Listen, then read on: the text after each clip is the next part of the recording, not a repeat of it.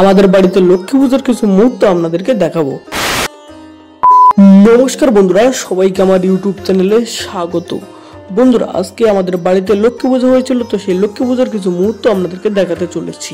তো দেখুন, প্রথমে সকালে উঠেই কিন্তু কেটে ফেলেছিলাম কিছু কলা গাছের পাতা, কারণ এগুলো পূজার কাজে লাগবে। আর দেখতে পাচ্ছেন যে হোমমেড প্যান্ডেল, অর্থাৎ বাড়িতে তৈরি প্যান্ডেল করা হয়েছিল। আর তারপরেই আপনাদেরকে দেখাবো যে আমাদের লক্ষ্মী পূজার বিভিন্ন ফল যেগুলো প্রসাদ করা হবে সেগুলো কিন্তু ছিল। আর দেখতে পাচ্ছেন ঠাকুরদের মধ্যেই কিন্তু আখ কেটে রেডি করে ফেলছে, কারণ খুব সকালেই কিন্তু হয়ে গিয়েছিল পুজো বা পুজোর কাজ শুরু হচ্ছিলো। তো এর মধ্যে আমি চান করে নিয়েছিলাম, দেখতেই পাচ্ছেন।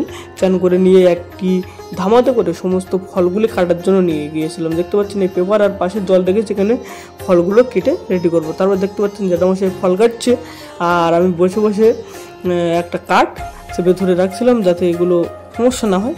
তারপর দেখাবো যে পূজা মণ্ডপের ভিতরে যে কি হচ্ছে। দেখতে পাচ্ছেন এখানে কিন্তু যে লক্ষ্মীনারায়ণ মায়ের যে ছবি সেটি কিন্তু এখানে রাখা আছে। আর পাশে প্রসাদ এবং যে সিন্নি তৈরি করার জন্য বিভিন্ন সরঞ্জাম, কলা বা যে চালের গুঁড়ো, আটা, ময়দা ইত্যাদি এখানে কিন্তু রাখা আছে। আর পাশে ফুল রাখা আছে, আর দেখতে পাচ্ছেন দুধ রাখা আছে। দুধগুলি কিন্তু সকালে অনেকের বাড়ি থেকে গিয়ে সংগ্রহ করা হয়েছিল।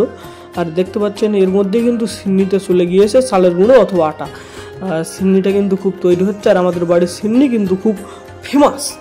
আর দেখতে পাচ্ছেন ঠাকুরমশাই ইতিমধ্যে এসে গেছেন, পুজোর কাজও শুরু হয়ে গেছে। এর মধ্যে কিন্তু আমি চলে গিয়েছিলাম আমার দুটি বন্ধুকে পরপর আনতে, কারণ তারা বাড়ি চিনতে পারছিল না। তো ঠাকুরমশাই পুজো কিন্তু করছে। পুজো শেষ হয়ে যাওয়ার পর দেখতে পাচ্ছেন যে প্যাকেট তৈরি করার কাজ চলছে, অর্থাৎ পুজোর প্রসাদগুলি যে ক্যারি পেপারের মধ্যে ভরে সেগুলি দেওয়ার ব্যবস্থা। আর দেখতে পাচ্ছেন আমাদের বিড়ালটা কিন্তু এখানে বসে আছে কাজ নেবে। আর দেখতে পাচ্ছেন আমি তারপর ঘরে চলে এসেছি, আর দুই বন্ধু প্রসাদ খাচ্ছে। তো ভিডিও কিন্তু এখানে শেষ করতে হচ্ছে। দেখা হচ্ছে অন্য কোনো ভিডিওতে। আমার ভিডিও ভালো লাগলে লাইক, কমেন্ট, শেয়ার এবং আমার চ্যানেলটি অবশ্যই সাবস্ক্রাইব করবেন।